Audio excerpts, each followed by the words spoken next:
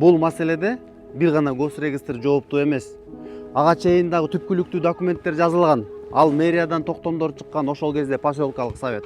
Ал эми алардын баарын бышыктаган бул архитектура органдары. Госрегистрдин жетекчиси туура эмес мыйзамсыз десе, анда түпкүлүктүү документтер да баары мыйзамсыз. Анда мыйзамсыз документтерге ким жол берген? Жүрүңүздөр анда архитектуранын жетекчисинен дагы бул суроолорго жооп издейли.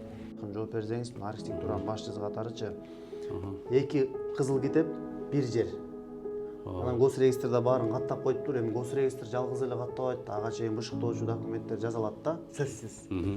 Ошондо архитектуранын ичинде да бир кылмыш ишке аралашып калган адамдар барбы, же катага жол берген адамдар барбы? Болот экенин кол тамгасын, кол жазмасын жакшы билем да.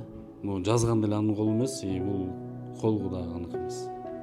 Анда бул эмне ошондо жасалма документ болуп калып атабы? Билбейм, аңызын айта албайм дем. Ошол учурда кандай болуп жасалат. Эми ал жазалганбы, жазалган эмеспи, аны мен териштире албайм да.